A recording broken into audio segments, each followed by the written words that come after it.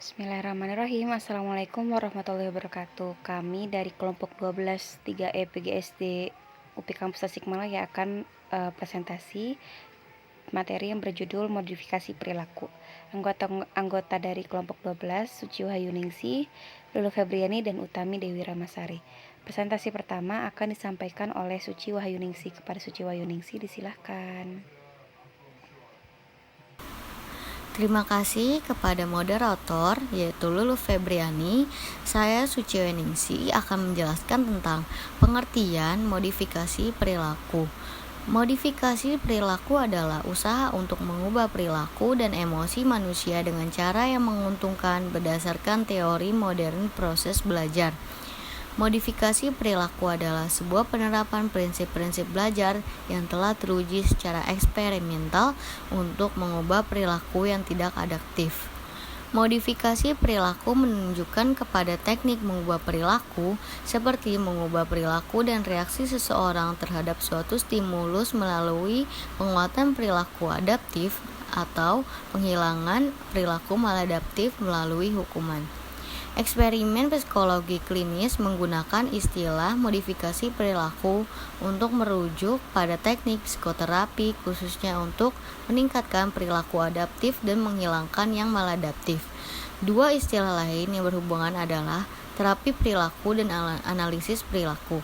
Dalam hal ini, beberapa penulis menganggap bahwa modifikasi perilaku cakupannya lebih luas dibandingkan dengan hukuman perilaku. Next, ada teori dalam modifikasi perilaku. Skinner melanjutkan teorinya tentang modifikasi perilaku dalam Science and Human Behavior and Beyond Freedom and Dignity. Dia sangat dipengaruhi oleh penekanan Pavlov pada respons stimulus. Pavlov pada eksperimen klasik membunyikan bel tepat saat dia akan memberi makan anjing. Setelah banyak pengulangan bel berbunyi dengan makanan yang sesuai, dia menemukan anjing itu mengeluarkan air liur hanya dengan deringan bel. Pavlov bisa menggantikan bel menjadi makanan. Stimulus yang akan memberi respons mengeluarkan air liur. Skinner menerapkan teori respons stimulus pada manusia. Manusia sama seperti hewan lain, menanggapi rangsangan dalam lingkungan mereka yang tidak ada dalam dunia behavioris. Akibatnya, perilaku rasional dari pihak siswa terjadi karena orang tua, guru, atau orang dewasa lainnya yang menghargai perilaku itu ataupun mengabaikan dan menghukum perilaku yang irasional tersebut. Skinnerians percaya bahwa kunci untuk mengubah perilaku buruk adalah dengan mengubah lingkungan siswa. Siswa akan mencari pengalaman di lingkungannya yang menyenangkan dan bermanfaat, menghindari apa yang tidak menyenangkan. Ahli perilaku behavioris tidak peduli dengan penyebab masalah siswa tersebut, memberikan informasi kepada guru mengenai pengalaman masa lalu siswa seperti kehilangan secara finansial atau akademis atau menderita pelecehan menurut behavioris tidak membantu dalam menghadapi masa kini, di sini, dan sekarang. Modifikasi perilaku didasarkan pada teori respons stimulus. Behavioris percaya bahwa perilaku siswa yang rasional terjadi karena perilaku itu dihargai oleh guru, orang tua, orang dewasa lainnya, atau diabaikan dan dihukum oleh mereka. Untuk mengubah perilaku buruk, lingkungan siswa harus diubah sehingga siswa akan mencari kesenangan dalam pengalaman dan menghindari apa yang tidak menyenangkan. Behavioris mengusulkan bahwa semua perilaku yang dipelajari akan menghasilkan sebuah konsekuensi. Konsekuensi yang memperkuat perilaku adalah dengan mengenalkan penghargaan atau penguatan positif dan menghapuskan hukuman atau penguatan negatif. Konsekuensi yang melemahkan perilaku adalah yang menghilangkan penghargaan dan mengenalkan hukuman dari stimulus yang tidak diinginkan. Pengaturan waktu dan frekuensi konsekuensi itu sangat penting. Sekian dari saya, terima kasih. Saya kembalikan kepada moderator yaitu Lulu Febriani. Terima kasih kepada Suci Wahyuningsi. Selanjutnya akan dipresentasikan oleh Utami Dewi Ramasari. Kepada Utami Dewi Ramasari disilahkan. Keterbatasan waktu di kelas juga tidak akan memungkinkan guru untuk banyak berdiskusi mengenai perasaan batin siswa ataupun membantu dan meminta siswa untuk menemukan solusi mereka sendiri dalam setiap masalahnya. Biasanya yang bisa guru sempat lakukan hanyalah mengatur ulang lingkungan kelas dan membantu siswa untuk membalikkan perilaku buruknya. Maka dalam melakukannya, yang pertama, guru perlu membahas perilaku buruk tersebut dengan siswanya. Kemudian ikut mengembangkan bersama dalam membuat sebuah kontrak atau aturan untuk menyingkirkan perilaku yang tidak pantas tersebut. Pendekatan ini kontemporer saat guru mengatur lingkungan kelas yang suportif dan mencari masukan untuk siswa dalam memecahkan masalah perilaku tersebut. Behavioris percaya bahwa semua perilaku, baik yang pantas ataupun tidak pantas, dapat kita pelajari. Ketika seorang siswa berperilaku yang tepat ataupun tidak tepat, salah satu dari jenis perilaku tersebut pasti akan memberikan sebuah konsekuensi. Konsekuensi ini terbagi menjadi 4 kategori. Yang pertama, ia mengenalkan sebuah penghargaan, yaitu sebagai penguatan positif. Yang kedua, ia menghapuskan penghargaan ataupun mengeluarkan siswa secara fisik dari penghargaan tersebut ketika durasinya sudah habis. Yang ketiga, mengenalkan sebuah hukuman atau stimulus yang tidak diinginkan atau tidak menyenangkan. Yang keempat, menghapuskan hukuman atau penguatan negatif. Seberapa sering perilaku tertentu terjadi tergantung pada konsekuensi yang terjadi setelah perilaku tersebut dilakukan.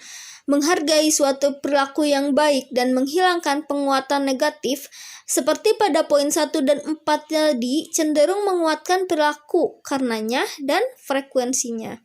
Menghapuskan penghargaan dari siswa atau mengenalkan hukuman dari poin nomor 2 dan 3 tadi cenderung melemahkan perilaku tersebut karenanya dan menurunkan frekuensinya. Perlu diketahui bahwa menurut teori konsekuensi nomor 3 tadi, yang mengenakan hukuman dan konsekuensi pada nomor 4, penguatan negatif itu tidaklah sama. Dalam penguatan ini, apakah positif atau negatif, memperkuat perilaku dan hukuman yang melemahkan perilaku. Dalam menerapkan 4 jenis konsekuensi tersebut, waktu dan frekuensi hukuman serta penguatan itu sangatlah penting. Perilaku yang diinginkan oleh guru perlu didorong dan diperkuat dengan segera setelah diperlihatkan atau nantinya akan cenderung menjadi lemah. Perilaku yang ingin guru hindari juga perlu dihukum segera setelah terjadi atau nantinya akan cenderung diperkuat. Dari segi frekuensi penguatan itu diberikan setiap kali frekuensi mengarah ke pembelajaran yang berperilaku lebih cepat. Menghukum suatu perilaku setiap kali hal itu terjadi akan mengakibatkan perilaku tersebut juga dapat ditekan lebih cepat. Setelah perilaku dipelajari, mungkin akan diperkuat dengan penggunaan yang lebih efektif, yaitu dengan penguatan intermiten. Penguatan intermiten dapat diterapkan dengan menggunakan jadwal interval ataupun jadwal rasio. Dalam menggunakan jadwal interval, guru dapat menguatkan perilaku dengan jangka waktu tertentu, misalnya dalam setiap jam, pagi, ataupun hari. Sedangkan pada jadwal interval lebih efektif untuk menjaga perilaku yang konsisten. Dalam menggunakan jadwal rasio, guru dapat menguatkan perilaku setelah sebelumnya ditunjukkan beberapa kali, misalnya pada setiap 5 kali. Jadwal rasio lebih efektif dalam menghasilkan frekuensi perilaku yang lebih tinggi. Menghargai dan menghukum semua perilaku tanpa pandang bulu akan mengarah pada konsekuensi yang negatif. Menghargai perilaku yang tidak diinginkan akan cenderung meningkatkan frekuensinya. Misalnya berteriak pada seorang siswa yang berteriak juga. Dan menghukum perilaku yang diinginkan akan cenderung menurunkan frekuensinya. Misalnya mengabaikan seorang siswa yang selalu menjadi sukarelawan. Yang selanjutnya mengenai bagaimana penerapan dan implementasinya. Model modifikasi perilaku atau kontrak kontingensi ataupun kemungkinan memiliki 4 dasar langkah. Yang pertama, mengidentifikasi perilaku pada target. Perilaku yang bermasalah harus diubah atau dimodifikasi. Yang kedua, mencatat frekuensi perilaku pada target. Yang ketiga, Mengubah perilaku pada target dengan memperkuat perilaku yang diinginkan dengan sebuah penghargaan. Jadi kita harus lebih banyak memuji ketika mereka melakukan hal yang positif. Yang keempat, dengan memilih penghargaan.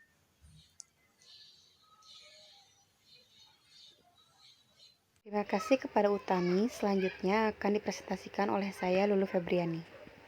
Jenis-jenis penguatan atau imbalan. Penguatan penghargaan yang digunakan dalam modifikasi harus bersifat pribadi.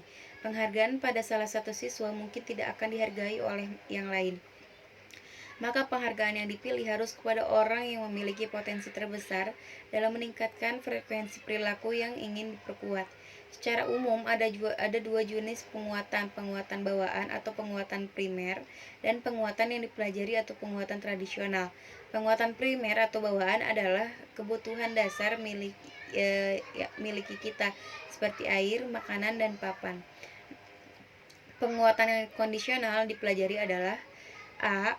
Ada penguatan sosial, penguatan verbal atau nonverbal seperti pujian, tersenyum, mengedipkan mata, menepuk kepala, atau mengangguk.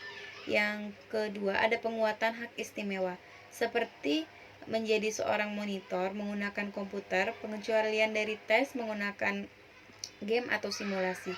Yang ketiga, ada penguatan grafis, seperti gambar atau angka yang dicap di atas kertas atau tangan. Yang keempat, ada penguatan berwujud menggunakan objek nyata seperti lencana, buku, sertifikat, dan stiker, atau makanan yang dapat dimakan seperti sepotong pizza, kue, atau permen. Dan yang selanjutnya ada penguatan tanda atau token seperti akumulasi jumlah poin, bintang, skrip atau tiket yang dapat diperdagangkan atau diuangkan dalam bentuk seperti tiket, makan siang di Burger King, atau perjalanan ke konser. Pelatihan elektivitas. Pelatihan elektivitas guru mendorong komunikasi terbuka antara guru dan siswa. Komunikasi ini tidak boleh diganggu proses jalannya seperti dengan memerintahkan, mengkritik, menyetujui, atau menilai karena akan mengurangi siswa dan memecahkan masalahnya sendiri. Jika ada masalah di kelas, guru pertama harus memutuskan siapa yang bermasalah, siswa, guru, atau keduanya. Jika siswa bermasalah, dia merupakan satu-satunya yang berpengaruh. Pada kasus ini, guru perlu mengembangkan komunikasikan melalui mendengarkan, membuka pintu, dan mendengarkan secara aktif jika guru bermasalah. Masalah secara konkret akan mempengaruhi guru mengirimkan pesan. Jika keduanya, siswa dan guru bermasalah, guru dapat menggunakan metode tidak kalah, di mana masalahnya didefinisikan dan solusi tentatif dihasilkan dan dievaluasi. Kemudian satu atau lebih solusi dipilih, diimplementasikan, dan dievaluasikan demi keberhasilannya. Saat melaksanakan disiplin sosial, guru harus terlebih dahulu menentukan tujuan atau latar belakang dari kesalahan siswa, perhatian, kekuatan, dan balas dendam ketidakberdayaan.